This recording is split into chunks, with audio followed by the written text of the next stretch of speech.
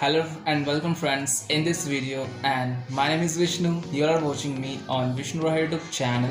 तो आज हम जाने जा रहे हैं कि प्रॉफिट, बेनिफिट, एबनॉर्मल प्रॉफिट और नॉर्मल प्रॉफिट इन चारों वर्ड्स को कैसे यूज़ करते हैं करेक्टली।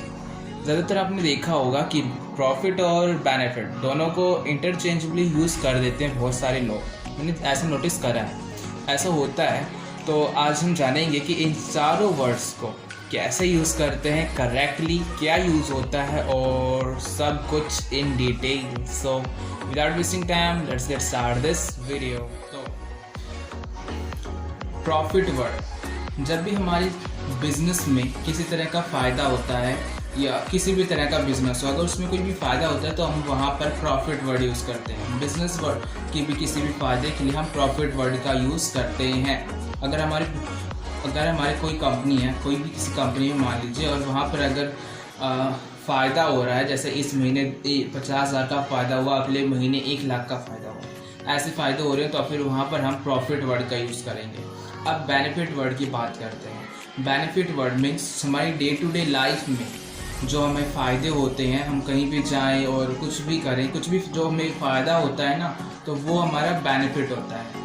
मान लीजिए अगर मेरे को किसी दुकान पे जाने पे कोई सामान 50 का मिल रहा था, किसी और पे जाने पे मेरे को वो 45 की मिल रही, तो मेरे को वहाँ पे देखो 5 रुपये का फ़ायदा हुआ, जो मेरा बेनिफिट होगा, प्रॉफिट नहीं होगा। फ़ायदा तो है, दोनों ही फ़ायदे होते हैं, जो हमारा बिजनेस में होता है और हमारा डे टू डे लाइफ में होता है।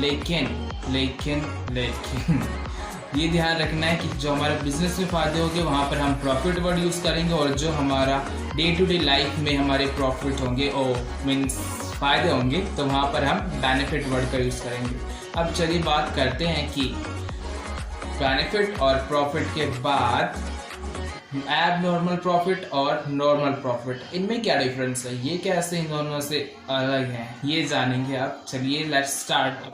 चलिए पहले जान लेते हैं कि हमारा नॉर्मल प्रॉफिट क्या होता है। Normal profit means profit. Normal profit और प्रॉफिट दोनों सेम है। अगर हम कहीं पे नॉर्मल प्रॉफिट लगा रहे हैं तो फिर वो प्रॉफिट ही होगा। अगर किसी बिजनेस में, जैसे मैंने सपोज कीजिए, मैंने प्रॉफिट का एग्जांपल पहले दिया था कि किसी भी कंपनी में अगर उसे 50,000 का फ़ायदा हो रहा है और अगले महीने उसको फिर 1,00,000 का फ़ायदा हो रहा है, तो वो हमारा प्रॉफिट है, वही हमारा नॉर्मल प्रॉफिट भी है।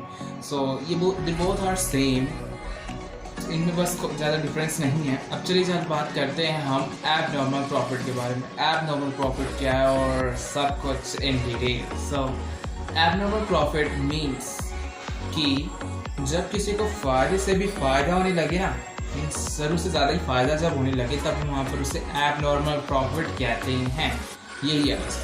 जैसे कि कंपनी में मैंने बताया, कंपनी का एग्जांपल दिया, प्रॉफिट वर्ड के जब मैंने एग्जांपल दिया था कि किसी कंपनी में मान लीजिए अगर उसे 50,000 का फ़ायदा हो रहा है, ठीक है, एक महीने में 50,000 का फ़ायदा हुआ और उसे अगले महीने में 1,00,000 का फ़ायदा हुआ, फिर उसे अगले महीने में 2,00,000 का हुआ, फिर 3,00,000 का हो रहा है, फिर 4,00,000 का। मीन्स फ़ायदा बढ़ता जा रहा है उसका।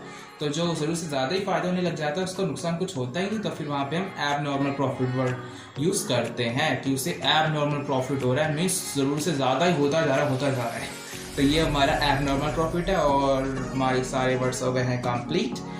जैसे था प्रॉफिट, बेनिफिट और नॉर्मल प्रॉफिट और एबनॉर्मल प्रॉफिट। सो ये था हमारा सब कुछ।